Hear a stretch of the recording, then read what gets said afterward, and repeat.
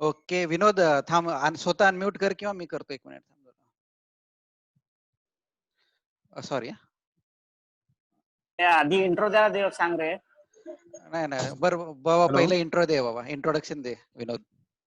Some people तुझ्यासारखे विनोद Shinde. Hello हा ऐकायला येतंय. आवाज येते का? येतोय येतोय मस्त शांत बसा सर्वांनी पहिले ऐकून घ्या. हॅलो मी डॉक्टर विनोद शिंदे. मी इथे आपल्या सैनिक स्कूल मध्ये 6वी ते 8वी पर्यंत होतो. 8वीला मी बाहेर आलो. पहिले शिवाजी हाऊस मध्ये होतो, नंतर राणा प्रताप मध्ये होतो.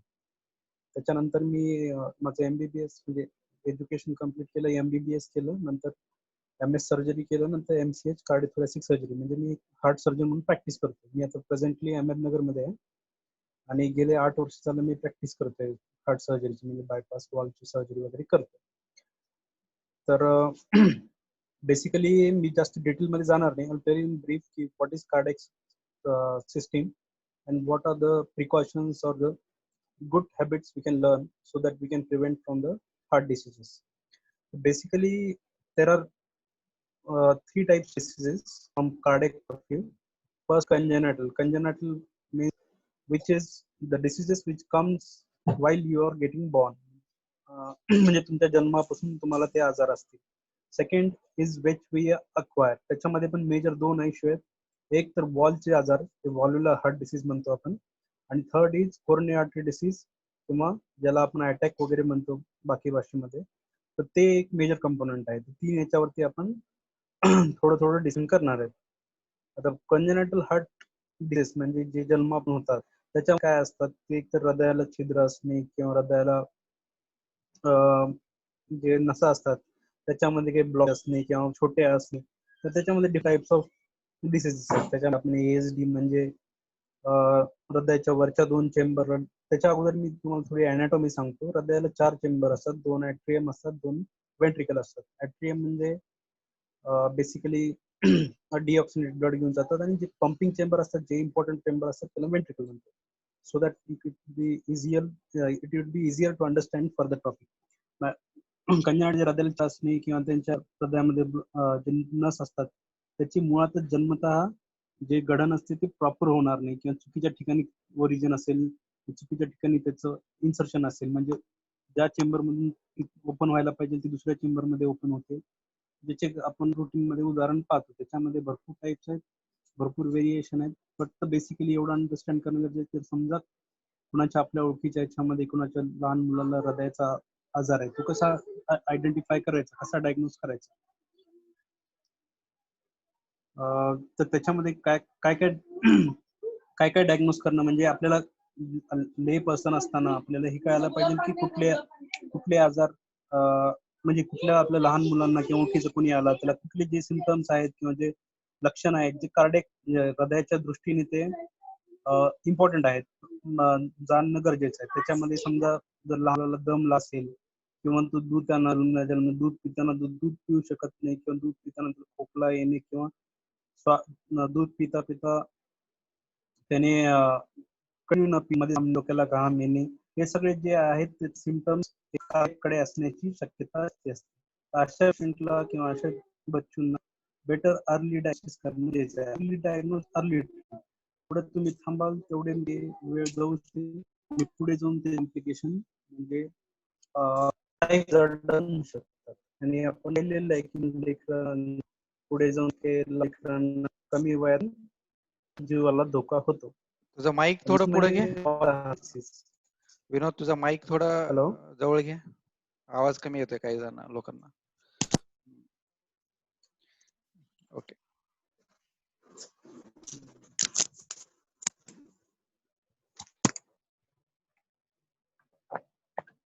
हॅलो. हा येतोय ऐकू, बोल फक्त. हॅलो. आता कंटिन्यू. हा येतोय. आता ना तुम्हाला? हा येतोय. हॅलो. हा येतोय. आतापर्यंत आलं? हो येतोय. आलं ना क्लिअर? थोडा आवाज कमी होता. याच्या पुढचा ओके आता बरं आहे. मग त्याच सांगितलं केलं असतं. एनिवे आता नेक्स्ट म्हणजे कंजेनिटल तुम्ही थोडं वापस रिपीट सांगतो. कंजेनिटल म्हणजे लहान लेकरांचा जन्मल्यापासून आजार होतात हृदयाचे, त्याचं लवकर ट्रीटमेंट, लवकर निदान करणं गरजेचं आहे आणि लवकर ट्रीटमेंट करणं गरजेचं आहे. ते कसं कळायचं तर लहान मुलांना जेव्हा शाळेमध्ये जातात तेव्हा बाकीच्या मुलांपेक्षा तो कमी खेळतो, कमी लवकर थकतो किंवा जास्ती खेळत नाही, थकल्यासारखा करतो. हे जेव्हा घरी नेहमी नेहमी तुम्हाला जर सांगितलं जाईल मुलाकडून, पॅरेंट कडून किंवा त्याच्या स्कूल टीचर कडून की बाबा असं असं आहे मुलं तुमच्या मुलामध्ये, तर मुलाला इग्नोर करणं चुकीचं आहे की बाबा नाही नाही काही नाही, आपला थोडा वीकच आहे मुलगा, आपला मुलाला काही नाही आहे, असं असं करण्यापेक्षा प्रॉपर निदान करणं गरजेचं राहील. नेक्स्ट जे डिसीज आहे तो म्हणजे आपला वॉल्युलर हार्ट डिसीज. वॉल्युलर हार्ट डिसीज त्याच्यासाठी म्हणतोय की म्हणजे जे हृदयाची झडप असते त्याच्यामध्ये प्रॉब्लेम असणे. हृदयाची झडप म्हणजे काय तर जे एका चेंबर मधून दुसऱ्या चेंबर मध्ये ब्लड जातो त्याला आपण हृदयाचे वॉल्स जे दरवाजे असतात त्याला आपण वॉल्स म्हणतो. त्याच्यामध्ये ब्लॉकेज येऊ शकतं, लीक होऊ शकतं. तर त्याप्रमाणे त्याची ट्रीटमेंट डिपेंड्स की काही याच्यामध्ये ऑपरेशन असतं, काही मध्ये मेडिसिन असतं. तर ते कधी कळायचं, केव्हा कळायचं तर आपल्याला जर समजा आणि ते कुठल्या एज मध्ये कॉमन असतं. युजली यंग अडल्ट लोकांमध्ये रोमॅटिक हार्ट डिसीज नावाचा एक प्रकार असतो ज्याच्यामध्ये हृदयाची जी झडप असते जी नॉर्मल एकदम मोबाईल असते ती कडक होते, थिक होते, कॅल्सिफाईड होते आणि ते त्याच्यामधून ब्लड सप्लाय म्हणजे आपली नॉर्मल पाईप असेल, पाईपमध्ये जेव्हा खूप शार्प प्रमाणात जमा होईल, कॅल्शियम प्रमाण जमा होईल, तर पाईपमधून जेव्हा ते ब्लड किंवा आपलं ते पाणी झालं पाहिजे नॉर्मली तसं जात नाही, तसं ते हृदयामधून जात नाही. ते त्याच्यामुळे हृदयाचे त्याचे साईड इफेक्ट म्हणजे हृदयाच्या याच्यामध्ये प्रेशर वाढणे आणि पुढचे प्रॉब्लेम्स कॉम्प्लिकेशन होणे हे पॉसिबल होतं. तर त्याच्यासाठी ट्रीटमेंट काय म्हणजे डायग्नोसिस कसं करायचं तर क्लिनिकली म्हणजे पेशंट जर समजा म्हणेल की मला दम लागतोय, मला जास्ती दम लागतोय किंवा बाकीच्या पेक्षा पायऱ्या चढताना दम लागतोय, आता आपण 4-5 जण आहेत आणि आपण चाललोय तर एकाला जास्ती दम लागतो बाकीच्याला नाही, किंवा मग एकाला लवकर थकतो किंवा हृदयाची धडधड वाढते किंवा आपण म्हणतो की बेचैनी होते. तर या गोष्टी आहेत ते निग्लेक्ट न करता त्याचं बघणे की बाबा हा मुळातच काही आजार आहे का हे नॉन स्पेसिफिक सिम्पटम्स आहेत. तर त्याच्यासाठी मी तुम्हाला हृदयाचे एक स्लाइड आहे मी हार्टची दाखवतो.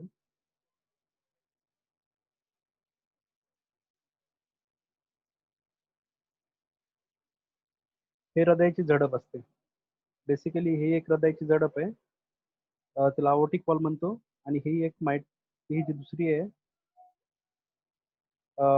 ही एक आहे. हे जे नवीन वॉल टाकलेला आहे तो दाखवतो. हॅलो हॅलो ऐकतोय ऐकतोय आम्ही. Carry on carry on. Carry on अरे ऐकतोय. बाकी सगळे म्यूट आहेत रे, तू बोलत राहा. येतो ऐकू कॅरी ऑन. ओके. तर ते ट्रीटमेंट करणं म्हणजे त्याचं डायग्नोसिस करणं गरजेचं राहील. त्याच्यामध्ये दम लागतो पेशंटला किंवा त्याला की बाबा थोडं चाललं तरी दम लागतो, झोपल्यानंतर दम लागतो. हे एक सिम्पटम जे क्लासिकल सिम्पटम असतं म्हणजे वॉलमध्ये की पेशंट असा बसला असेल तो कम्फर्टेबल असतो, पण ज्या मुवमेंटला तो झोपला की त्याला दम वाढतो, हृदयामध्ये लोड वाढतो आणि त्याला दम लागतो. तर हे एक क्लासिकल सिम्पटम आहे. दुसरं म्हणजे सडन रात्रीमध्ये जाग येणे, दम लागून जाग येणे, तर ते एक इम्पॉर्टंट सिम्पटम आहे. तर या गोष्टी निग्लेक्ट नाही व्हायला पाहिजे, कारण प्रॉब्लेम काय होतं की निग्लेक्ट झाल्यानंतर जेवढे दिवस आपण थांबतो तेवढे दिवस बॅक प्रेशरमुळे हृदयामध्ये प्रेशर वाढतं, त्याच्यामुळे हृदयाचं नुकसान होतं आणि most of times it is irreversible. म्हणजे 50% टाइम इट इज इरिव्हर्सिबल. म्हणजे एकदा हृदयाची पंपिंग कॅपॅसिटी कमी झाली तर वर्ल्डमध्ये अशी कुठली ट्रीटमेंट नाही की तुमचं पंपिंग इम्प्रूव्ह करू शकतो. मेडिसिन असो, सर्जरी असो, nothing. Basic what is important to prevent the complication and prevent the progression of the disease. That is more important, and for that early detection is important. Third आणि most important जे आता आपल्या एजच्या लोकांसाठी कामाचं आहे ते म्हणजे coronary artery disease. Coronary artery disease म्हणजे हृदयाचे ब्लॉकेजेस. ब्लॉकेजेस कुठल्या कुठल्या पेशंटला होऊ शकतात तर त्याच्यामध्ये जे रिस्क फॅक्टर्स आहेत तर ते दोन टाईपचे असतात. कुठल्याही आजारामध्ये दोन टाईपचे कॉजेस असतात. एक ज्याला आपण काहीतरी ट्रीटमेंट करू शकतो, दोन म्हणजे ज्याच्याला आपण काही ट्रीटमेंट करू शकतो. त्याच्यामध्ये ट्रीटमेंट न करू शकण्यासारखे म्हणजे जेनेटिक फॅक्टर्स. आता काही फॅमिलीमध्ये बघतो आपण, काही फॅमिलीमध्ये काय असतात की लहान लेकरांचे त्यांच्या इथं लहान लेकरं जन्माला आल्यानंतर लवकरच आजारी पडतात किंवा त्यांच्यामध्ये हृदयाचं प्रमाण जास्ती असतं. काही याच्यामध्ये काही कम्युनिटीमध्ये लहान लेकरांना लवकर पोटाचे आजार असतात किंवा हृदयाचे आजार असतात. तर त्याला जेनेटिक डिसऑर्डर म्हणतात. किंवा मग काही जणांना थॅलेसिमिया असतो. थॅलेसिमिया म्हणजे ब्लडचा आजार असतो ज्याच्यामध्ये रक्त तयार होत नाही लहान मुलामध्ये. तर या गोष्टी ज्या असतात ते आपलं जवळच्या रिलेशन मध्ये लग्न केल्यानंतर किंवा जेनेटिक प्रॉब्लेम असेल काही DNA किंवा बेसिक लेवलला कुठेतरी प्रॉब्लेम असेल तर त्याच्यामध्ये असं होऊ शकतं की बाबा ते जे बर्थ सोबत ते डिसिजेस घेऊन येतील किंवा birth सोबत घेऊन येतील प्रोग्रेस व्हायला वेळ लागेल वर्ष 5 वर्ष 30 नंतर ते डिसिजेस असतात. आपण आता ते नॉन मॉडिफायबल फॅक्टर्स म्हणजे जे आपण चेंज करू शकत नाही त्यात म्हणजे काय एक तर जेनेटिक्स म्हणजे आई वडिलांना अटॅक असणे हे एक वाईट गोष्ट आहे. कारण आई वडिलांना अटॅक असेल तर मुलामध्ये होण्याची शक्यता भरपूर वाढते. आई वडिलांना डायबिटीज असेल तर मुलांना डायबिटीज होण्याची शक्यता 50% वाढते. आई वडिलांना बीपी असेल तर मुलांना बीपी होण्याची शक्यता 60% वाढते. तर बेसिकली त्या गोष्टी इम्पॉर्टंट आहेत की आपल्या घरी कुठला डिसीज प्रेव्हलंट आहे हे पण माहिती करणं गरजेचं आहे. आणि ओबिसिटी एक अजून एक फॅक्टर आहे जो की मॉडिफायबल आहे पण तो एक जेनेटिक म्हणून पण चालतो की काही मध्ये फॅमिलीमध्ये ओव्हरऑल त्यांचे वेट जास्तीच असतात किंवा त्यांचे त्याच्या related complication. Obesity is also major complication आणि it has its own side effect म्हणजे बीपी असू दे डायबिटीज असू दे can be a secondary to complication to the obesity. तर जसं एज वाढेल मेल लोकांमध्ये जास्ती चान्स असतो जेनेटिक्स मध्ये आणि पूर्ण रेस. तर रेसचं बघितलं आपण तर Indian race is much more to have coronary artery disease compare to the western world. आपले इंडियामध्ये कमी एज आता हे तर झाले नॉन मॉडिफायबल आता हे तर चेंज करू शकत नाही आपण. आता इंडियन आहेत तर पहिल्यापासून आपली रेस आहे ती राहणार त्याला काय आपण चेंज करू शकत नाही किंवा आपलं वय वाढणार आहे ते तर वाढणारच आहे त्याला तुम्ही स्टॉप करू शकतो. आता मॉडिफायबल म्हणजे काय की बाबा जे आपण चेंज करू शकतो ज्याने आपण प्रिव्हेन्शन करू शकतो. आता मी कोरोनरी आर्टरी डिसीज वरती जास्ती का फोकस करतोय कारण आपलं एज ग्रुप आहे जे पुढे जाऊन या कंडिशन मध्ये किंवा याच्यामध्ये रिस्क वाढते किंवा या कंडिशन मध्ये सफर होण्याची शक्यता वाढते. रुटीन मध्ये जे मॉडिफायबल आपण चेंज करू शकतो ते फॅक्टर्स कुठले तर एक तर कोलेस्ट्रॉलचं प्रमाण बघायला पाहिजे. नॉर्मली कोलेस्ट्रॉल किती आहे त्याचं रुटीन चेकअप इयरली 6 मंथली आपण फिक्स करायची. एक तर माझ्या बर्थडेला किंवा मुलाच्या बर्थडेला मी टेस्ट करेन असं फिक्स करून त्यावेळेस टेस्ट करायचं की बाबा आपलं कोलेस्ट्रॉल बघायचं आहे विटॅमिन डी बाकी विटॅमिन डी विटॅमिन B12 वगैरे जे रुटीन लॅब असतं रुटीन इन्व्हेस्टिगेशन ते करायला पाहिजे. ब्लड प्रेशर रुटीन चेकअप करायला पाहिजे. डायबिटीज आहे का नाही त्यासाठी शुगर बघणं गरजेचं आहे आणि स्मोकिंग किंवा जे ऍडिक्शन असतील ते कम्प्लिटली स्टॉप करायला पाहिजे. कम्प्लीट स्टॉप करणं इम्पॉर्टंट आहे. जेवढं तुम्ही स्मोकिंग मेन कोरोनरी आर्टरी जेवढे जास्त स्विंग करताल तर हाय चान्सेस आहे की will have coronary artery disease at one day or other day. Coronary artery disease सोबत बाकी पण कॉम्प्लिकेशन आहेत म्हणजे त्याचे इफेक्ट्स आहेत ते म्हणजे ब्रेनचा स्ट्रोक होणे ते पण याच्यामुळे की जसं हृदयामध्ये ब्लॉकेजेस होतात तसे मेंदूच्या नसल्यामध्ये पण ब्लॉकेजेस होतात प्लस पायाच्या नसमध्ये पण ब्लॉकेजेस होतात. तर त्याला पेरिफेरल व्हॅस्क्युलर डिसीज किंवा बर्जर डिसीज म्हणतो आपण. तर त्याच्यामध्ये काय होतं की पायाच्या नसाचा रक्त सप्लाय कमी होतो आणि भरपूर अंशी पाय कट करण्याची पण गरज पडते पेशंटला. तर स्मोकिंग अवॉइडेड. डायबिटीस असेल त्याचं ट्रीटमेंट करणं गरजेचं आहे. ॲज फार एज पॉसिबल की पहिल्यापासून diet modification is most important thing. आजकाल भरपूर स्टडी चालले आहेत भरपूर डाएट आहेत 16x8 डाएट आहे मेडिटेरियन डाएट आहे केटो डाएट आजकाल भरपूर पॉप्युलर आहे GM डाएट आहे. तर मल्टिपल डाएट आहे. You should choose what is preferable to you. अशाप्रमाणे मी त्याचं मॉडिफिकेशन डे टू डे लाईफमध्ये यूज करायला पाहिजे. त्याच्यानंतर physical activity is one of the most important. आता आपण भरपूर लोक ऑफिस जॉब करतात किंवा एवढं ऍक्टिव्ह जॉब नसतात त्यांचे तर त्यांच्यामध्ये कॉमन असते की ओबिसिटी वाढते बीपी वाढते आणि स्ट्रेस फॅक्टर असेल तर हायपोटेन्शन पण वाढतो. त्यासाठी बेस्ट आहे की there should be at least 30 to 40 minutes of daily exercise has to be done by everybody. म्हणजे कमीत कमी एक्सरसाइज मी हार्टसाठी सांगतोय. तसं तर बॉडी बिल्डिंगसाठी भरपूर आहे किंवा मसल बिल्डिंगसाठी भरपूर आहे. तर basically 30 to 40 minutes brisk walk is essential आणि जर तुम्ही ते डेली केलात तर तुमचं लाईफ 5 ते 7 वर्षांनी वाढतं. स्मोकिंग जर तुम्ही अर्ली पिरियडमध्ये स्टॉप केलात समजा 30-40 मध्ये स्टॉप केला तर तुमचे 50 पार्श्व वाढलेले असतील. जेवढा स्टॉप करताल तेवढे तुमचे 5 ते 10 वाढतात. तर आणि तिसरी गोष्ट तुमचं stress factors has to be modified. आणि ते किती मॉडिफाय करणं हे आपल्या हातात आहे. आता त्याच्यानंतर म्हटल्यानंतर बाकीचे जे गरजेचे आहेत, ओबीसीटी कसं करायचं, चेक करायचं. तर बेसिकली वेट प्लस हाईट जे आपण बीएमआय इंडेक्स बघतो, तर बीएमआय चेक करणे तुमच्या हाईटनुसार, वेटनुसार. तो आजकाल भरपूर ॲप आहेत, त्याच्यावरती तुम्ही बीएमआय चेक करू शकता. As far as possible daily तुमच्या घरी हे असणं गरजेचं आहे, वेट मशीन, म्हणजे वेट मशीन असणं गरजेचं आहे, जेणेकरून you can keep track of it. बीपीचं मशीन घेतलेलं कधीही बेटर, इन केस म्हणजे आपल्यासाठीच नाही तर घरातल्या एल्डर लोकांसाठी पण ते कामाला येतं. तर आता ब्लॉकेजेस कसं होतात आपण त्याच्याबद्दल जाणून घेऊ. जेव्हा या कोलेस्ट्रॉलचं प्रमाण वाढतं, हृदयामध्ये कोलेस्ट्रॉलचं प्रमाण वाढतं, तर त्याच्यामध्ये जे हृदयाला नस जातात, नॉर्मली 2 साईडच्या नस, लेफ्ट असतात, राईट असतात, त्याचे डिव्हिजन होतात. तर त्या तिन्ही नसमध्ये कधीही ब्लॉकेजेस होऊ शकतात. तुम्हाला थोडंसं मी दाखवतो ही स्लाइड.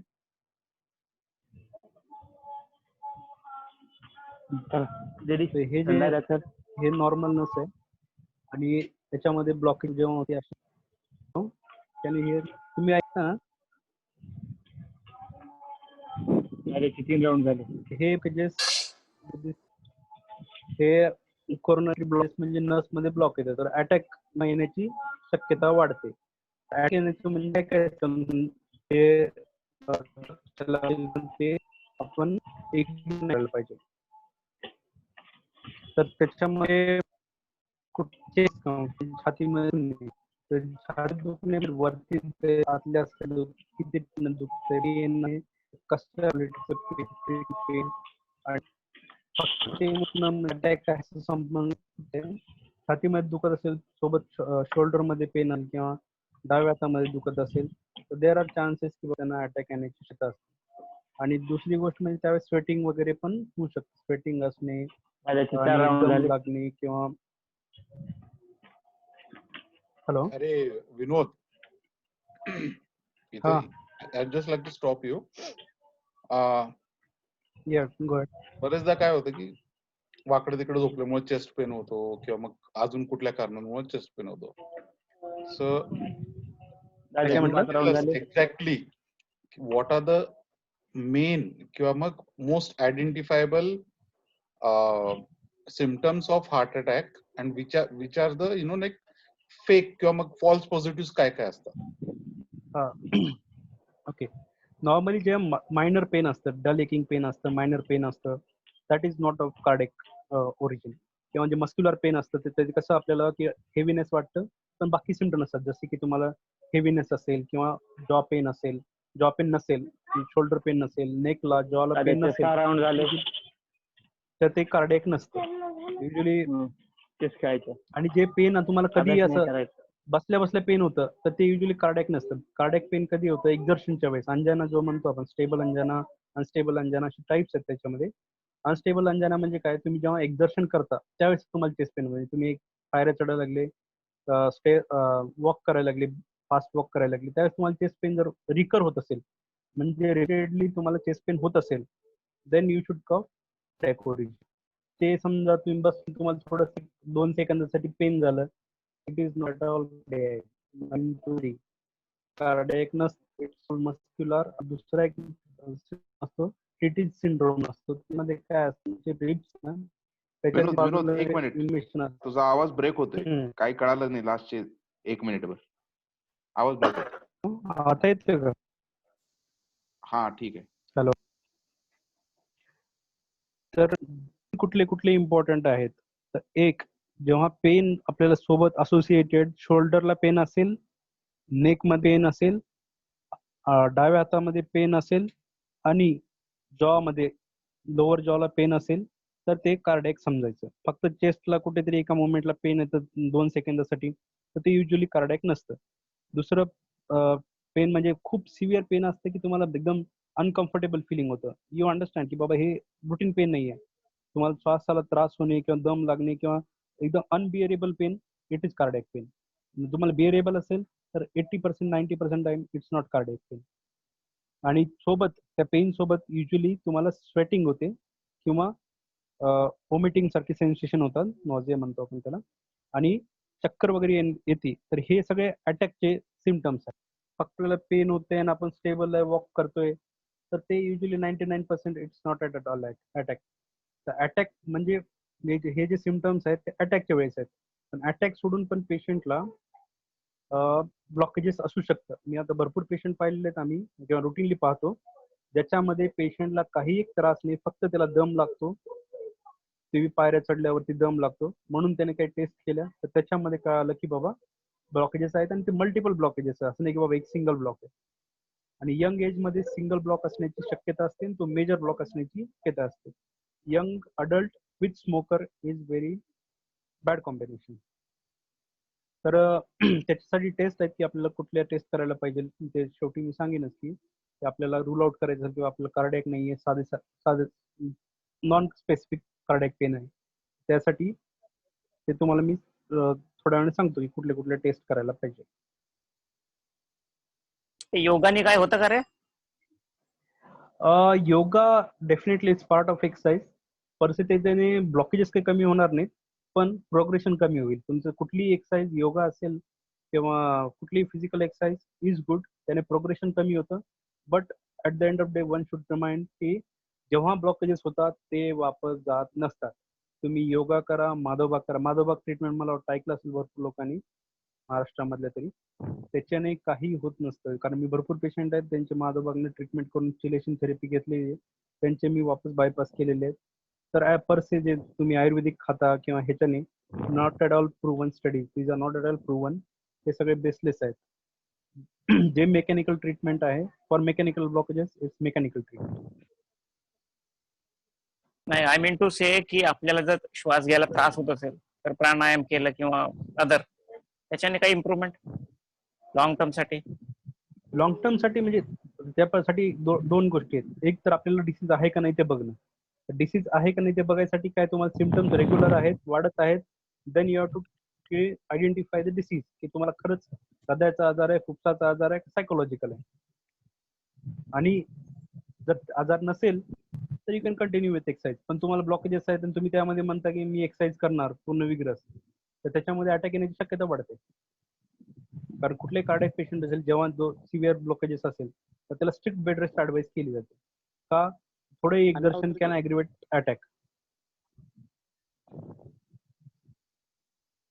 डॉक्टर, सपोज एखाद्याला मायनर अटॅक वगैरे आला तर before taking him to the doctor आपण आपल्या लेवलला काही first aid kind of treatment आपण त्याला देऊ शकतो का till the doctor arrives? Basically त्याला ना त्याच्यासाठी मेडिसिन घरी असणं गरजेचं आहे. ते जे म्हणतात खोकला काढणं वगैरे, हे नॉट ॲट ऑल प्रूव्हन की बाबा त्याने काय. बेस्ट म्हणजे as much as possible rest देणे, त्याला बेड रेस्ट करणे, आणि मेडिसिन असेल सॉर्बिटेट नावाची गोळी असती ती घरी वापरणे. दुसरं जे आपण वरतून गरम लावणे, थंड लावणे, या गोळ्यांनी काही होत नाही. It will waste your time. पेशंटचा जो गोल्डन आवर असतो तो मिस होतो.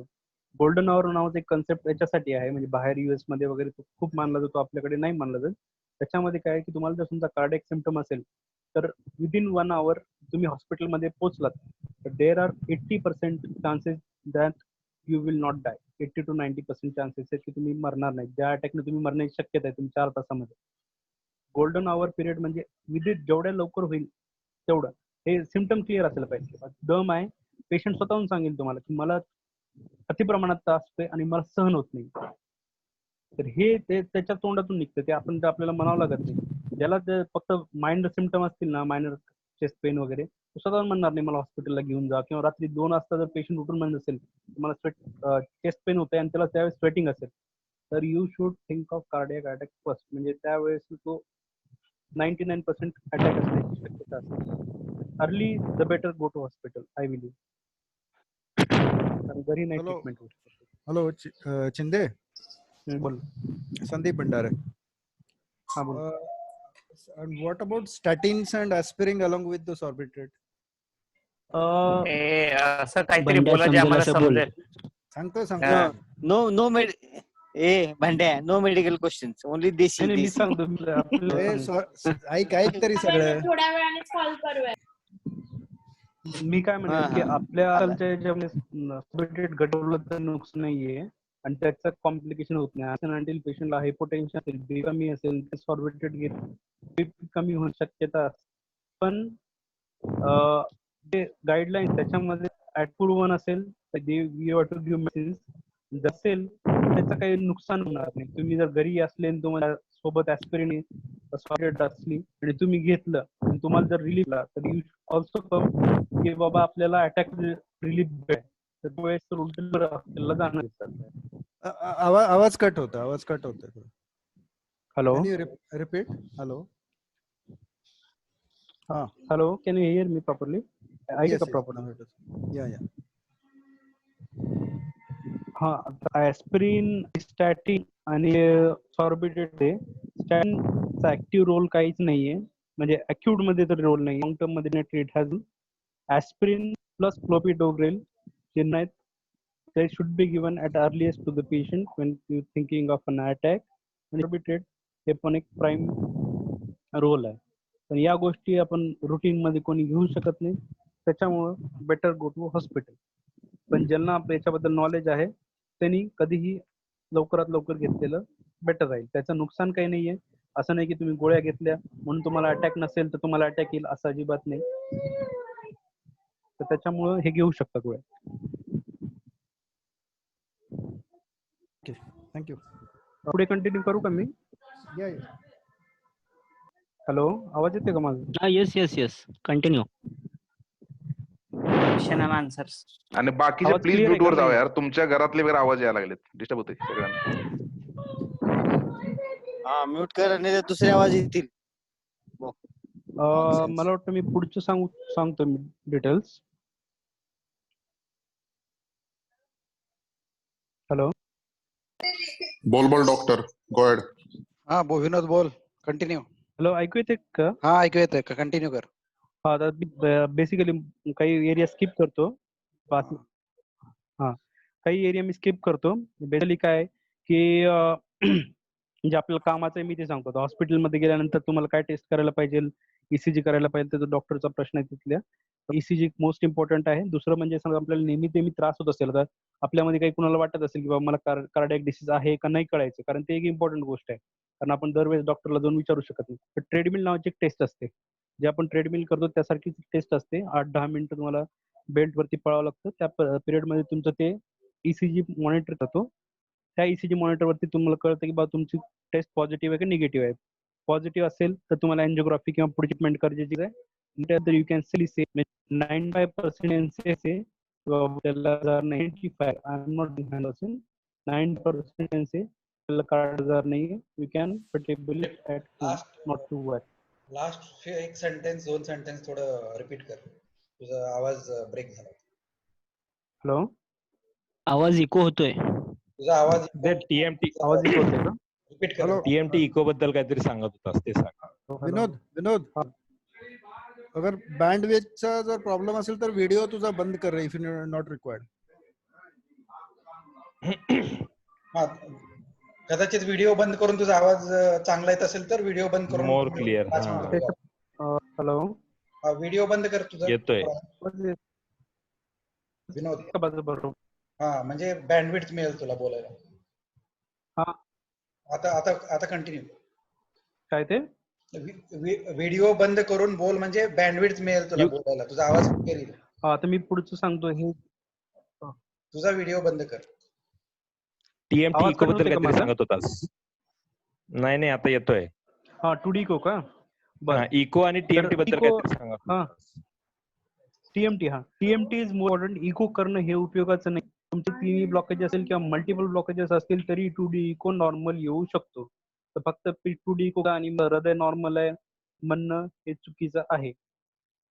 त्याच्यामुळे 2D इको पेक्षा जर कोरोनरी आर्टरी डिसीज बघायचं असेल, म्हणजे हृदयाचे ब्लॉकेजेस बघायचे असेल तर टीएमटी हा एक चांगला पर्याय. त्याच्या पुढे अजून एक पर्याय म्हणजे जे आपलं स्कॅन असतो, तो थॅलियम स्कॅन नावाचा एक प्रकार असतो. तो पण दॅट इज रिक्वायर्ड. टी पर्यंत जनता जसे आपल्याला त्रास आहे कंटिन्यू, त्यांनी ईसीजी करणं इम्पॉर्टंट आहे पहिले. ईसीजी काही गरज नाही, पण ईसी मध्ये काही प्रॉब्लेम असेल तर अँजिओग्राफी न करता टी केलेलं बेटर. तर त्याची जी ट्रीटमेंट आहे तर डिपेंड ब्लॉकेज असते किंवा बायपास, त्याच्यामध्ये डिटेल मध्ये काही मी जाणार नाही. टीएमटी इम्पॉर्टंट म्हणजे 100% रिलायबल आहे का करायच्या विनोद? संतोष बोलतोय. टीएमटी 100% रिलायबल आहे का? 100% नाहीये, 93-94% सेन्सिटिव्हिटी आणि स्पेसिफिसिटी. ओके, त्याला मग पर्याय काय 100% आपल्याला जर रिलायबल काही? कोरोनरी अँजिओग्राफी, ते पण म्हणजे तुम्ही सिटी अँजिओग्राफी करता, city coronary angiography, CT scan related coronary angiography एक प्रकार असतो. त्याच्यामध्ये आपल्याला 95% कळतं की बाबा आपल्याला आहे का नाही, जे मी स्वतः पण केलेलं आहे माझी कोरोनरी अँजिओग्राफी या फील्ड मध्ये असल्यामुळे मला कधी कधी जायचं, त्यामुळे मी केलं. तर तो एक जो की कम्फर्टेबल आहे compare to the invasive. Invasive म्हणजे काय, तुम्हाला डायरेक्ट तुमच्या हाताच्या नसमधून किंवा पायाच्या नसमधून वायर टाकून तुमच्या हृदयापर्यंत पोहोचून तिथे हृदयाचे जे नस असतात त्याच्यामध्ये एक विशेष प्रकारचं द्रव्य किंवा औषध सोडलं जातं, जेणेकरून आपल्याला मध्ये ते ब्लॉकेजेस आहे का नाही ते आपल्याला कळतं. तर 100% तुम्हाला शुअर व्हायचं असेल तर coronary angiography, invasive coronary angiography जे 100% शुअर आहे. आणि ते पण असं आहे, तुम्ही जर अँजिओग्राफी आज केली तर next 5 to 8 years you don't have to worry. तरी घेता नाही, पुढचे 5 वर्ष 100% नाही. Hello hello. Okay okay, thank you. Okay, तर आता आपण याच्यावरती जाऊ की प्रिव्हेन्शन काय मोस्ट इम्पॉर्टंट. आजार डायग्नोस होणं, ट्रीटमेंट करणं ह्या नंतरच्या गोष्टी झाल्या. प्रिव्हेन्शन इज मोर इम्पॉर्टंट आणि best medicine I would say. तर प्रिव्हेन्शन मध्ये काय, मेन तर स्मोकिंग चालू असेल तर ते बंद करणे किंवा त्याच्यात ते कट डाऊन करणे इफ पॉसिबल. तुमची जे फिजिकल एक्झर्शन आहे ते वाढवायला पाहिजे, ऍटलीस्ट 30 मिनिट थोडं दिवस ब्रिस्क वॉक करायला. सो बाकी योग प्राणायाम ऑल. Diet also important. तुमच्या डाएट मध्ये जेवढं होईल तेवढं फॅट अवॉइड करायला पाहिजे. माईक जवळ घे ना, माईक जवळ घे. तुमच्या जेवढं होईल तेवढं. हॅलो, येते का? नाही, मध्ये नेटवर्कचा प्रॉब्लेम आहे वाटतं, तुझा आवाज मध्येच ब्रेक होतोय. वायफाय तू थोडं व्हिडिओ ऑफ करून बोल बर, थोडा वेळ बघूया कसं होतं. तुझा व्हिडिओ ऑफ करते तर खाली एक ऑप्शन आहे बघ. अरे घराच्या छतावर जा रेंज नसली तर रे थोड्या वेळासाठी. नेटवर्कची गरज नाही, त्याला वायफाय त्याच्याकडे. वायफाय चालू आहे माझं, रेंज दाखवायला. लातूर थोडी येते आयमंदा घरलाय. अरे लातूर आहे ते, लातूर मधल्या सुविधा काय सुधार मध्ये असतात रे. बंद करा रे लातूर गँग. लातूर पाटीला गप्प बसा. लातूर पाटीसाठी सेपरेट झोन. ऐका, पुढचं सांगतो मी. डाएट इम्पॉर्टंट आहे. आता आजकाल भरपूर डाएट आले, त्याच्यामध्ये कीटो डाएट एक इम्पॉर्टंट आहे. एक आपलं लातूरच एक डाएट आहे फेमस, ज्याला आपण डॉक्टरचं नाव जगन्नाथ दीक्षितचं. माझं मत असेल की तुम्ही आपल्या युट्यूब वरती जगन्नाथ दीक्षितचं डाएट काढा होते आणि त्याच्यामध्ये जे दिलेलं आहे त्यांनी फॉलो केलं तर भरपूर अंशी फायदा होतो, वेट लॉस साठी आणि लॉंग टर्म साठी सुद्धा, आणि डायबिटीज पेशंट साठी आणि बीपीच्या लोकांसाठी पण भरपूर फायदा झालेला आहे. आणि डाएट मध्ये काय करायला पाहिजे, काय खायला पाहिजे, काय नाही खायला पाहिजे. तर बेसिकली तुमच्या डाएट मध्ये प्रोटीन्स वाढवा. कुठले प्रोटीन्स, तर मग तुम्ही सगळ्या टाईपचे डाळी असतील ते खावा. शेंगदाणे खावा. शेंगदाणे is also, groundnut is very good protein, plus त्याच्यामध्ये जे ग्राउंडनट ऑइल आहे इट्स ऑल्सो गुड. आणि दुसरी गोष्ट म्हणजे तुमच्या लेफी व्हेजिटेबल्स वाढवा, जे हिरव्या पालेभाज्या तुम्ही खायलाच पाहिजे. आणि रुटीन ऑइल पेक्षा ऑलिव्ह ऑइल बेटर आहे वापरलं तर. पण cost wise you can also think of groundnut oil which is better compare to the other oil. आणि आजकाल एक फंडा येत होता आपला कच्चे घाणी काटा जो ऑइल म्हणतो ना, ते ऑल्सो म्हणजे प्रेस ऑइल जे म्हणतो आपण, ते चांगलं मानलं जातं. कारण काही स्टडी झालं. काय काय गोष्टी अवॉइड करायला पाहिजे, तर तुमच्या डाएट म्हणून जेवढं होईल तेवढं शुगर अवॉइड करा. शुगरचे 2-3 प्रॉब्लेम आहेत. शुगरचं काय होतं, एक तर शुगर तर वाढते, प्लस तुमचं जे फास्टिक इन्सुलिन नावाचा एक प्रकार असतो. आपलं डायबिटीज पेशंट मध्ये आपण इन्सुलिन चेक करतो, तर ते इन्सुलिन असतं ते रुटीन इन्सुलिन जे असतं ते नॉर्मली डायबिटीज पेशंट मध्ये चेक करतो. आपण त्यांना देतो बेसिकली इन्सुलिन, बाहेरून आपण सप्लाय करतो डायबिटीजच्या पेशंट. पण आपण स्वतःचं फास्टिंग इन्सुलिन चेक करायला पाहिजे.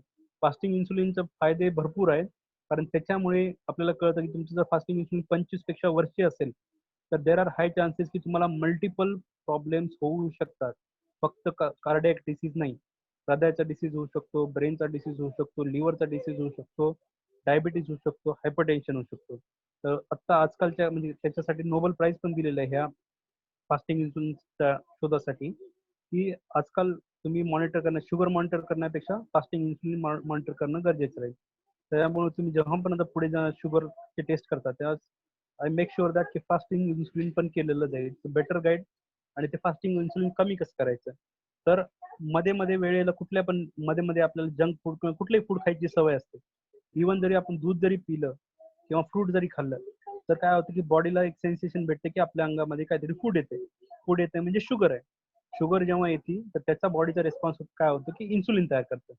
इन्सुलिन जेव्हा तयार करतं तर ते याच्यासाठी की काउंटर ऍक्ट द शुगरच्या अगेन्स्ट ते इन्सुलिन करतं, कारण आपल्याला शुगर मेंटेन करायची बॉडीला, तो प्रयत्न चालू असतो. पण जेव्हा जास्तीत जास्त तुमचं इन्सुलिन पीक होत असेल तर ओव्हर द लॉंग पिरियड काय होतं की त्याचं पर्सिस्टंट हायर साईडला राहिलं लागतं. आणि जेव्हा ते हायर साईडला राहिलं लागतं तर बॉडीचे इतके मल्टिपल फॅक्टर्स आहेत, त्याच्यामुळे ते इन्सुलिन ग्रोथ फॅक्टर जे असतो मेनली, त्याच्यामुळे हृदयाचे ब्लॉकेजेस होणे, डायबिटीज होणे, ब्लड प्रेशर होणे, लिव्हरचे आजार, म्हणजे कुठलाही आजार तुम्ही त्याचे चान्सेस वाढू शकतात. त्याच्यामुळे हे इम्पॉर्टंट आहे की तुम्ही मध्ये मध्ये खायला नाही पाहिजे. At least 2 times is recommended, 2 times food. Most of times avoid all sugar food. तुम्ही चहा पिता म्हणलं तर चहा पण नाही, त्याच्यापेक्षा बेटर आहे की कॉफी, त्यामध्ये किटो कॉफी पण येते, त्याच्यामध्ये शुगर नाही येत. आणि जेवणामध्ये पण जेवढं होईल तेवढं शुगर बंद करणे. तुम्ही चपाती खात असेल तर आय वुड सजेस्ट की भाकरी खाल्लेलं लॉंग टर्म साठी बेटर असतं. तर आपण आता आपलं एज कमी आहे आपलं किंवा एक्सरसाइज जास्ती आहे म्हणून आपण खातो, हे मान्य. कधी मध्ये खाल्लं तर चालेल, पण ॲनिमल फूड वगैरे, मीट वगैरे पण अवॉइड करायला पाहिजे. मग कुठले त्याच्यामध्ये जेवढा ॲनिमल मोठा तेवढे कॉम्प्लिकेशन मोठे, जेवढा ॲनिमल छोटा तेवढं त्यांचं चिकन चांगलं. म्हणजे तुम्ही छोटे आपलं फिश खाताय, इट्स गुड. तुम्ही चिकन खाताय, इट्स कम्पॅरेटिव्हली गुड. पण तुम्ही जर समजा मीठ खाताय, बोकड खाताय किंवा त्याच्यापेक्षा बैल खाताय, जेव्हा पोर्क खाताय, तर जे रेड मीट आहे इट्स ऑल बॅड. त्याच्यामुळे कोलेस्ट्रॉल प्रमाण वाढतं आणि ब्लॉकेजेसची शक्यता वाढते. आणि तिसरी गोष्ट म्हणजे स्ट्रेस अवॉइड करणे. ते तुम्ही ते आता त्याच्यासाठी तर मेडिटेशन करणे किंवा त्याच्यामध्ये जेवढं पॉसिबल होईल तेवढं करणं गरजेचं. आणि वन मोर थिंग जे आपल्या इंडियन लोकांमध्ये कॉमन नाही आहे ते म्हणजे सप्लिमेंट घेणे. तर आपलं डाएट आहे ते overall carbohydrate, full of carbohydrate diet आहे. म्हणजे ते एकदम वर्स्ट डाएट आहे कम्पेअर्ड टू अदर. आता बाहेरच्या त्याच्यामध्ये आपण पाहिलं देशामध्ये तर त्यांच्या डाएट म्हणजे overall quantity is less and it consist of more of leafy vegetables and proteins हा त्यांचा एक मुख्य घटक असतो. आपल्याकडे प्रोटीन हार्डली 30%, अरे 20% प्रोटीन डॉक्टर, आहे. प्रोटीन वरून आठवलं, 65 kg साठी डेली प्रोटीन किती पाहिजे? डेली मला एक स्कूप असतो ना, नॉन व्हेजिटेरियन असेल डेली एक स्कूप प्रोटीन पावडरचं घ्यायला पाहिजे. नाही, त्याच्यामध्ये इन टर्म्स ऑफ ग्राम, 30, 35, 40 किती? आय डोंट रिमेंबर अरे एक्झॅक्टली. 30 से स्टार्ट करना, 30 लेना, 60 लेना, फिर 90 लेना. अरे वो दारू थोड़ी है, प्रोटीन है वो. नहीं अरे वो भी वैसा ही होता रे. अरे नहीं, वो प्रोटीन भी समझ के तीस लेना, 40 ठीक हो जाएगा सब. Don't disturb, don't लेना. disturb. चलो, don't disturb. बैठना साले. तर डेली नॉन व्हेजिटेरियन असेल तर half scoop is recommended and that too with water. आणि जर नॉन व्हेज आपलं व्हेजिटेरियन असेल तर 1 स्कूप अराउंड 30 grams प्रोटीन असतं त्याच्यामध्ये, दॅट इज रिकमेंडेड. आणि त्यानं विषय काढलाच म्हणून सांगतो, around 1 to 2 packs per day 3 to 4 days is equally better for heart diseases. पण त्याच्यामुळे लिव्हरचे पण प्रॉब्लेम्स होण्याची शक्यता असते. तर अल्कोहोलमध्ये बेटर ते काय म्हणतात, wine is also a good thing to taken around 1 pack for female, 2 packs for adult male can be considered a good supplement for heart diseases, mainly Coach. coronary artery disease. आणि बाकी supplement मध्ये मी एक advice करेन की आपण multivitamin घ्यायला पाहिजे. Daily नाही तर कमीत कमी आठवड्यातून 2 दिवस 3 दिवस मल्टीव्हिटॅमिन घ्यायला पाहिजे, कारण आपल्या डाएटमध्ये सर्व विटॅमिन्स नसतात त्याच्यामुळं. आणि ओमेगा 3 फॅटी ऍसिड आजकाल तुम्ही ऑनलाईन शोधलात, तुम्ही इंडिया मार्ट किंवा भरपूर ज्या पण आहेत ना त्या 1 mg वगैरे त्याच्यावरती ओमेगा 3 फॅटी ऍसिडच्या बॉटल भेटतात, ते घेणं गरजेचं राहील. दुसरं बी कॉम्प्लेक्स विथ झिंक, जे आता कोविडच्या ह्याच्यासाठी इम्पॉर्टंट आहे. बिकोझिंक नावाची कॅप्सूल येते, ती खूप स्वस्त आहे आणि डेली एक घेतलं तर त्याचं काही नुकसान नाही, की ते काय बॉडीमध्ये स्टोअर होत नाही, कारण ते वॉटर सोल्युबल विटॅमिन आहेत. त्याच्यामुळे ते एक घेणं गरजेचं राहील. आणि चौथी गोष्ट म्हणजे विटॅमिन डी, ते जे आजकाल इंडियन पॉप्युलेशन मध्ये भरपूर कमी आहे. कारण काय की आजकाल आपलं सन एक्सपोजर भरपूर कमी झालेलं आहे, बाहेर कोणी फिरत नाही, अर्ली मॉर्निंग सन आपल्याला भेटत नाही, त्यामुळे स्किन मध्ये जे विटॅमिन डी तयार व्हायला पाहिजे ते होत नाही. तर त्यासाठी vitamin D supplement is equally important. त्याच्यामध्ये भरपूर व्हरायटी सॅचेट येतात आणि हे पण येतात सॅचेट, आणि ओरल लिक्विड पण येतं. आणि त्याचे आठवड्यातून एकदा घ्यायचं, ते 4 आठवडे असे दर 4 महिन्याला 6 महिन्याला रिपीट करायला पाहिजे. आणि जर पाहिजे असेल तर you can test your vitamin D आणि विटॅमिन B12 जे असतात ते टेस्ट केलेलं बेटर. त्याच्यामध्ये काय आहे तर विटॅमिन B12चा एवढं काय इम्पॉर्टन्स आहे, तर त्याच्यामुळे हे होतं की विटॅमिन B12 जर तुम्ही कमी राहिलं तर तुम्हाला लॉंग टर्म मध्ये ना कोरोनरी आर्टरी डिसीज किंवा बाकीचे जे न्यूरोपॅथिक डिसीजेस आहेत ते होण्याची, म्हणजे पायाला मुंग्या येणे किंवा बाकीचे जे बॉडी एक वगैरे जे आहेत ना, ते गोष्टी वाढण्याची शक्यता असते. तर बेटर टू गेट टेस्ट. त्यामुळे तुम्ही सांगितलं ना की जेव्हा तुमचा बर्थडे असेल किंवा कुणाच्या मुलाचा बर्थडे असेल तर एक मेकअप पॉईंट की तुमच्या फॅमिलीची सर्वांची टेस्ट करू आपण, बॉडीच्या सर्व टेस्ट म्हणजे ब्लड टेस्ट, बाकी जास्ती करायची गरज नाही. तिसरी गोष्ट म्हणजे तुमचं वेट कंट्रोल करणे गरजेचं आहे. वेट कंट्रोल करायचं असेल तर त्यात भरपूर डाएट आहेत. जगन्नाथ दीक्षितचं मी एकटाच इम्प्रेस नाही, ऑल ओव्हर इंडियामध्ये भरपूर इम्प्रेस आहेत, कारण त्याचे रिझल्ट चांगले आणि त्याने फास्टिंग इन्सुलिन अशी प्रूव्हन स्टडीज आहे. बाहेर पण ह्याच्यामध्ये भरपूर म्हणजे 16x8 एक डाएट आजकाल कॉमन झालेलं आहे, आणि त्याच्यासाठी पण चायनाच्या तायवानच्या कोणाला तरी नोबेल प्राइज भेटलेला आहे. तर त्याच्यामध्ये असं आहे की 16 आवर फास्टिंग आणि 8 hours मध्ये तुम्ही काय खायचं ते खावा. whatever amount of food you want to eat, you can eat between 8 hours आणि 16 hours मध्ये फास्टिंग. त्या फास्टिंग पिरियड मध्ये तुम्ही काय घेऊ शकता, तर कॉफी, ते पण ब्लँड कॉफी, वॉटर, आणि इंडियनच्या ह्याच्यामध्ये ताक म्हणून त्यांनी ऍडवाइस केलेलं आहे, दॅट यू कॅन टेक. तर या गोष्टी म्हणजे याच्यामध्ये ह्याचा फायदा एक हे आहे की कॅन्सर होण्याची शक्यता भरपूर कमी होते. कोरोनरी आर्टरी डिसीज किंवा हृदयाच्या ह्याच्या आजारासाठी तर ते बेटरच आहे, प्लस कॅन्सर होण्याची शक्यता भरपूर कमी होते. आणि किंवा कॅन्सर झाला असेल त्याच्यामध्ये रिलॅप्स होण्याची शक्यता किंवा प्रोग्रेशन पण कमी होतं. तर हे याच्यावरती भरपूर स्टडी झाली आहे. आणि 16 डाएट हे आजच्या घडीला म्हणजे करणं हे भरपूर आपले ऍक्टर आहेत ते करतात. इव्हन इम्रान हाशमीचं तुम्ही जर डाएट बघितलं तर त्याच्यामध्ये फक्त भाकरीची भाजी आणि प्रोटीन्स मध्ये तो फिश किंवा चिकन खातो, राईस वगैरे खात नाही, असे भरपूर लोक आहेत ते. तर हे आजकाल डाएट कॉमन झालेलं आहे. आणि चौथी गोष्ट म्हणजे तुमचं बीपी रेग्युलर चेक करणे, कोलेस्ट्रॉल चेक करणे, आणि तुमच्या फॅमिलीमध्ये बघणे की तुमच्या आई वडिलांना, काका मामाला कोणाला अटॅक मध्ये गेलेले आहेत, तर त्या लोकांनी जास्ती तुम्ही हे राहायला पाहिजे. आणि ऑनलाईन जेवढं होईल तेवढं हे नवीन प्रोडक्ट भरपूर येतात, त्याचा उपयोग केला तर कधी नुकसान नाही. त्याच्यामध्ये प्रोज कॉन्स सर्व दिलेले आहेत, दॅट शुड बी फॉलोड.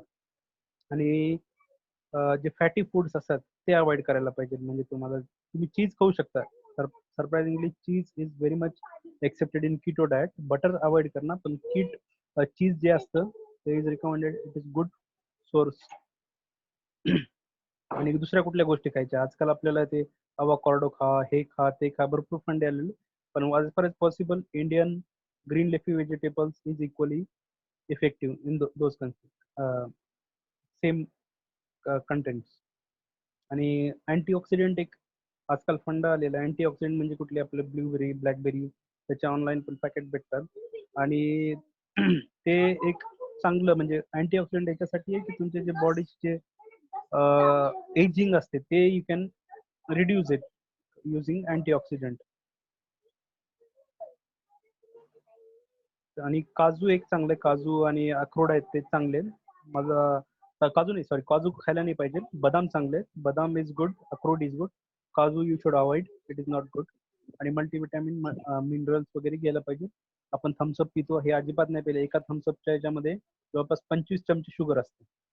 ते कम्पेअर करायला गेलं तर एक छोटा जरी आपण थम्सअपचा पॅक घेतलं त्यामध्ये 100 ml च्या याच्यात 220 ml चं येतं ते, त्याच्यामध्ये 25 चमचे शुगर असते. म्हणजे तुम्ही एक घेतलं तर 25 चमचे शुगर. आणि ज्यांना बीपी आहे त्यांनी सॉल्ट अवॉइड करणे. ज्यांना पण बीपी आहे त्यांनी सॉल्ट अवॉइड करणे. सॉल्ट सोबत लोणचं नाही खायचं, पापड नाही खायचं, आणि चिप्स वगैरे पण अवॉइड करायला पाहिजे, कारण त्याच्यामध्ये सगळीकडे हाय कंटेंट ऑफ सॉल्ट असतं.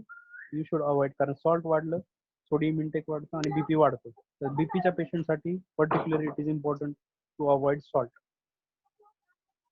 आणि कार्डिओ एक्सरसाइज गरजेचंच आहे. आणि equally sleep is also important. 8 to 9 hours. 8 hours is recommended sleep. ते दारूचं सांग रे पुन्हा, काय सांगितलं? 2 पेग रोज घेऊ शकतो का? त्याला बेवड्या. कोणती चांगली? Wine is good. दारू पी के सोने का हार्ट अटैक नहीं आएगा तुमको. रोज 2 पेग घेऊ शकतो ना? म्हणजे अगोदर 1 पॅक म्हणून रिकमेंडेड आहे, पण 2 पॅकला कोणी थांबत नाही, त्याच्यामुळे 1 पॅक इज बेटर. 30 वाला की 90 वाला? 30 वाला की 90 वाला? 30. इंगो हा कॉल तरी चायला बसून नाही अटेंड करायचा, झोपले. विनोद, हा बोला. मी म्हणतो चौक्या बोलतो, मनोज चौक्या. हे किती % पर्यंत ब्लॉकेज हे मेडिकली मॅनेज असतात आणि त्यानंतर इंटरव्हेन्शन किती % नंतर करावं लागते? आता त्यामध्ये 2 पॉइंट आहेत. एक तर ब्लॉकेजेस समजा 70% पर्यंत ब्लॉकेज असेल तर that has to be manage medically. म्हणजे 70% पर्यंत ब्लॉकेज असेल त्याला ट्रीटमेंट करायची गरज नसते, किंवा इट इज नॉट रिकमेंडेड, किंवा it is not physical. Multiple studies झालेले आहेत त्याच्यामध्ये बघितलेलं असतं. आपण कुठलीही आता हृदयाची प्रोसिजर असते किंवा मेडिकलची कुठलीही प्रोसिजर असते, किंवा इव्हन पॅरासिटामॉल जरी टॅबलेट असेल तर ती कमीत कमी 1000 लोकांना दिली असती, 1000 लोकांची स्टडी केली असती, त्याच्यानंतर लाख लोकांमध्ये दिली असती, लाख लोकांची स्टडी केली असती. तसं हे ब्लॉकेजेसच्या बाबतीत 1000 लोकांची स्टडी झाली की बाबा त्याच्यामध्ये ऑपरेशन करून किती जणांना फायदा झाला, long term survival, 5 years survival म्हणजे 5 वर्षांत किती जिवंत आहेत, सिम्पटम फ्री सर्व्हायवल म्हणजे त्यांना त्रास आहे नाहीये, त्या मल्टिपल स्टडीज आहेत, त्याच्यावरून गाईडलाईन ठरलेले आहेत. तर ओव्हरऑल आपल्यासाठी हे आहे की 70% ब्लॉकेजेस असेल तर तोपर्यंत काही करायची गरज नाही. मेडिकल मॅनेजमेंट म्हणजे गोळ्या घेणे, ॲस्पिरिन, क्लोपिडोग्राल, आणि कोलेस्ट्रॉलसाठी स्टॅटिन टॅबलेट घेणे, आणि डाएट मॉडिफिकेशन आणि एक्सरसाइज दॅट विथ लिमिटेशन मध्ये एक्सरसाइज करणं गरजेचं राहील. ते आणि त्याच्या पुढे जर असेल blockages then you need intervention, because there are high chances you can have heart attack. Heart attack झाला त्याचे प्रोज कॉन्स हे आहेत की आपलं कधी होईल, केव्हा होईल, किती मोठा होईल, किती छोटा होईल हे कोणीच डॉक्टर प्रेडिक्ट करू शकत नाही. त्याच्यामधून बाहेर निघेल नाही निघेल, किती नुकसान होईल हृदयाचं, हे it totally unpredictable. So it is better to avoid other than to check किंवा होईल का नाही हे बघण्यापेक्षा. थँक्यू. विनोद, मला एक सांग की BMI how it is significant. कारण की माझा बीएमआय कधीच चायला 25च्या अराउंडच असतोय. म्हणजे though I was at the peak of my fitness last year, then also my BMI was around 25 only. Hello? Your BMI is fit since school days only, Malo. Don't think about it. अरे त्याने सांगितलं ना BMI हे check करायला पाहिजे. रे आता average Indian height काय आहे? 5.8. मग अमिताभ बच्चन काय 6.1 आहे, म्हणून त्याला काय त्याचे पाय कापून ऍव्हरेज करणार का त्याला? ऍव्हरेज फिगर दिलेली रे ती. बीएमआयचं काय त्याच्यामध्ये हाईट आणि वेट दोन्ही कम्पेअर करूनच बीएमआय होतं ना. करेक्ट. हाईट सेंटीमीटर मध्ये स्क्वेअर असते आणि ते प्लस वेट असतं, त्याच्यात डिवाइड करून ते बीएमआय काढतात. तर 25 I would say it's okay, म्हणजे एवढं काय it's not okay. Then I am okay. Thank you. कारण 25 च्या वरती गेल्यानंतर ओव्हरवेट म्हणतो, आणि त्याच्यानंतर 29च्या पुढे गेलं 29-30 तर ते ओबेस म्हणलं जातं. तर ओव्हरवेट इज ओके, म्हणजे बॉर्डर लाईन आहे. I would say it's okay. तुझं वेट किती आहे तरी? अरे डॉक्टर ऐसे ही बोलते 25 ठीक है, 30 ठीक है, 40 ठीक है, वो ठीक है तेरा. माय वेट इज करंटली 90 तेरे पीछे सुधा नहीं है वे, तेरे पीछे सुधा नहीं है. मग माझं मत राहील ना, डोंट वरी. नाही मी एक सांगू का, BMI तेवढा इम्पॉर्टंट आहे, त्याच्या सोबत दुसऱ्या गोष्टी इम्पॉर्टंट आहेत की तुमचं टोटल फॅट किती आहे. तर त्यासाठी आपण जिम मध्ये जातो ना, तर पूर्ण एक चार्ट निघतो त्याचा, त्याला काय मला लक्षात नाही येत काय म्हणतात, पण त्या चार्ट मध्ये तुम्हाला तुमचं बॉडी फॅट किती आहे, कंपोनंट किती आहे, प्रोटीन किती आहे हे बघणं गरजेचं आहे. तुम्हाला बेली फॅट किती आहे. जर बेली फॅट असेल, वेट कमी जरी असतं आणि बेली फॅट असेल तर it is also worst thing, it is not good. तर त्याच्यासाठी diet modification works I would से. आणि डाएट मॉडिफिकेशन पेक्षा हे 16x8 जे डाएट आहे हे इम्पॉर्टंट आहे, म्हणजे ह्याच्यानं फायदा होतो डेफिनेटली. तर बेली फॅट किती आहे त्याच्यावरती रिस्क वाढते. असं नाही की बा तुमचं वेट जास्ती आहे म्हणून तुम्ही कॉर्नरी डिसीज, पण तुमचं फक्त तुम्ही वेट कमी आहे आणि तुमचं पोट पुढे आहे तरी तुम्हाला कॉर्नरी आर्टरी डिसीज होण्याची शक्यता असते. कारण मी असे बघितले जे लीन थीन गावाकडचे पेशंट आहेत, पोट पुढे आहे, त्यांना आपण ब्लॉकेजेस, मल्टिपल ब्लॉकेजेस बघितले.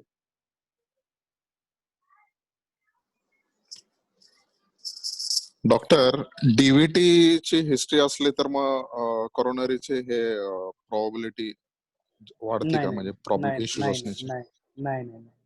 डीबीटी हा कम्प्लिटली डिफरंट पर्स्पेक्टिव्ह आहे आणि कोरोनरी आर्टरी डिफरंट पर्स्पेक्टिव्ह आहे. ते वेनस आहे, हे आर्टरियल आहे कोरोनरी.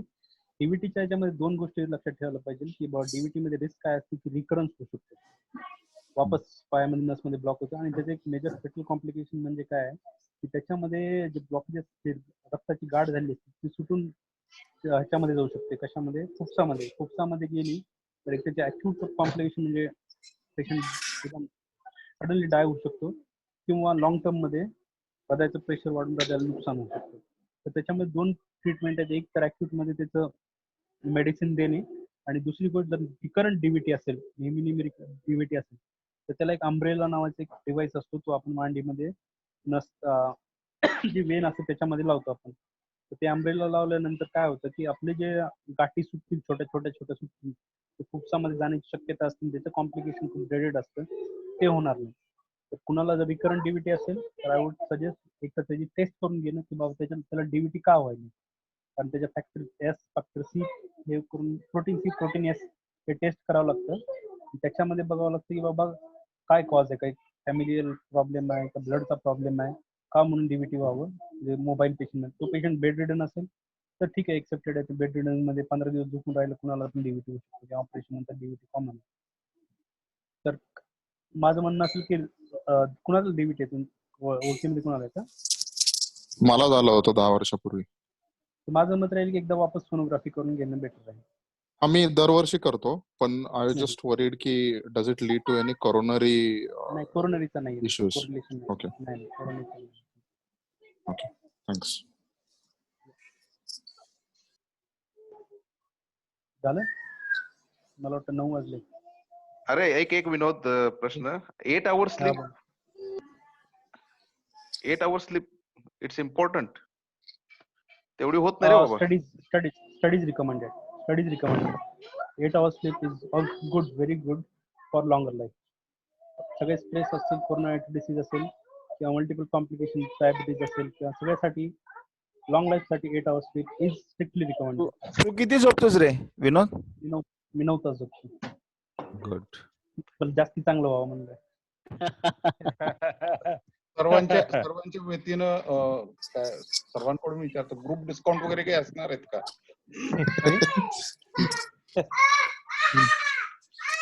हॅलो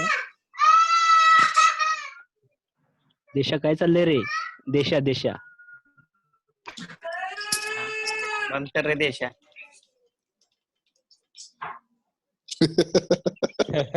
फ्री मध्ये घ्यायला लागू नये.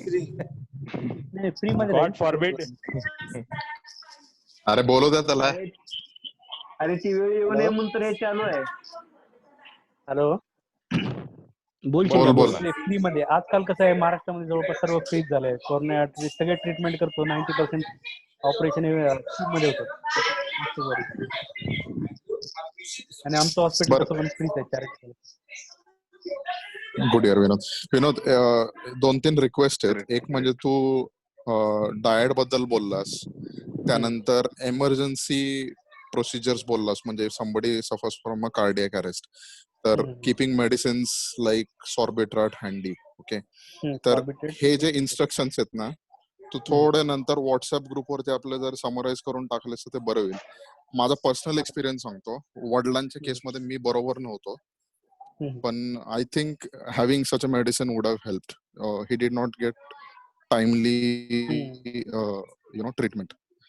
For everybody, for their parents and dear ones, and for oneself sometime later, this is a very important thing and a very easily addressable thing. चालेल, Good मी उद्या suggestion. तुम्हाला detail टाकतो मी त्याच्यावरती. What is to be done detail टाकून देतो. Yes. Thanks, sir. नांदेडला कधी असतोस रे विनोद? मी संडेला नांदेडला असतो. आता लॉकडाऊन मध्ये नाहीये, पण नांदेडला मी बर. गेले 8 वर्ष झालं करतोय प्रॅक्टिस. लोटस अच्छा, हॉस्पिटलला ऑपरेट लोटसला करायला जातो आहे. फक्त मी. हा लोटस. ते संजय पडलवार वगैरे असतात कॉन्टॅक्ट तिथे. करेल. हो संजय पडला. कॉन्टॅक्ट करेल. मग भेटेलच त्याला रे. मी येत असतो नांदेडला, मी भेटेल तुला. मनोज ना? Yes yes. चौक्या रे. हो सगळेजण चौक्या.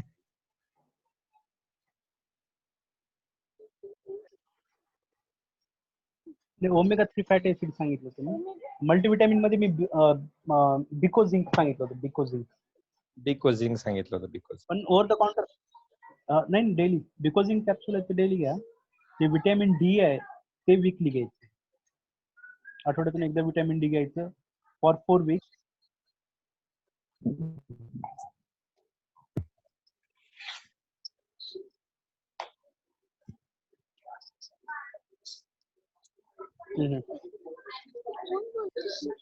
टाकतो ना. हे 8 घंट्याची झोप आणि 2 पेग रोजचे ते पण टाक. तीन गोष्टी डॉक्टर. तीन गोष्टी: डाएट, सप्लिमेंट्स आणि एमर्जन्सी मेडिसिन्स. एवढं जर तू ग्रुपवर टाकलंस तर बरोबर. थँक्स. डाएट, एमर्जन्सी मेडिसिन आणि food supplements. Food supplement. Okay fine.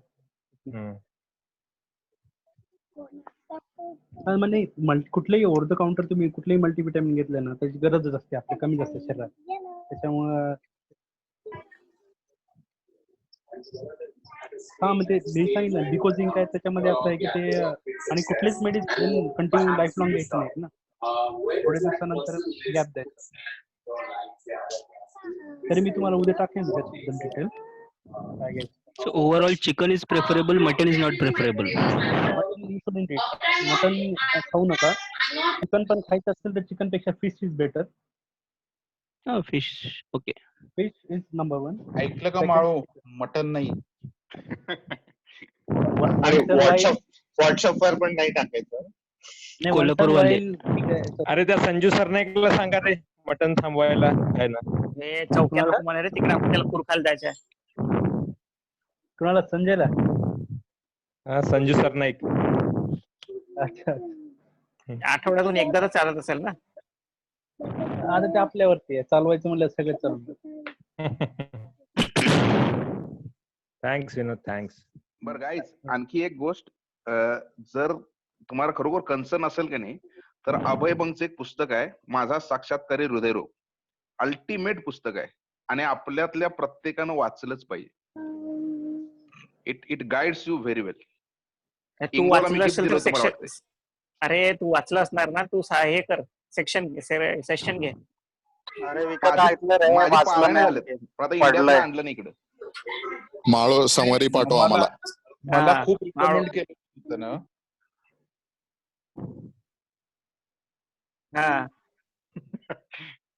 जरूर जरूर. त्या डॉक्टरला जाऊ दे रे, त्याला काय केस. तुमचा आयदोस बद्दल काय विचार आहे? पुस्तक कसं आहे? हार्टसाठी ठीक आहे? चेहऱ्याची शक्यता वाढती. मस्तराम सिरियल वगैरे कद्या. अरे देखा मैंने अभी मस्तराम सीरीज, बहुत बढ़िया है, बहुत बढ़िया है. देखना, आई रिकमेंड. लगी हार्टचं पंपिंग अजून चांगलं इम्प्रूव्ह होते. डॉक्टरला जाऊ द्या रे.